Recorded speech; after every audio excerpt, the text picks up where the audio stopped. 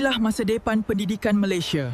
Sebuah perjalanan yang membentuk generasi berilmu, berdaya saing dan bersedia menghadapi dunia. Bersama, kita melakar perubahan demi masa depan negara. Saya percaya pendidikan adalah hak semua, tanpa mengira latar belakang. Kita membina sistem yang terangkum, dinamik dan sentiasa relevan, agar setiap individu mendapat peluang untuk mencipta masa depan yang lebih baik. Setiap murid mempunyai potensi yang luar biasa untuk digilap. Melalui pembelajaran bermakna, Kita membuka ruang untuk mereka berkembang.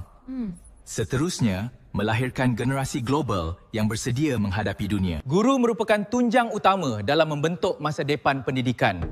Mereka diperkasa dengan kemahiran, profesionalisme dan sokongan yang berterusan. Supaya setiap pengajaran mampu memberi inspirasi dan impak yang bermakna.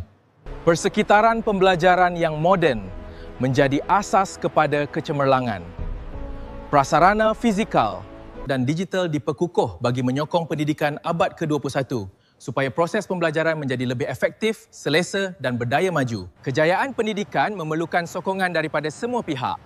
Kerjasama erat antara sekolah, komuniti, industri dan ibu bapa terus diperkukuhkan. Bersama-sama, kita membina ekosistem pendidikan yang lebih menyeluruh. Kita bukan sahaja mendidik untuk hari ini, tetapi juga untuk masa hadapan.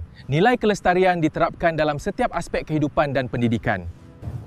Agar generasi akan datang terus menghargai alam dan kehidupan yang mampan. Sistem yang cekap memastikan setiap usaha mencapai hasil yang terbaik. Tadbir urus diperkasa dengan ketelusan, kecekapan dan integriti. Bersama, kita memacu pendidikan Malaysia ke arah kecemerlangan masa depan.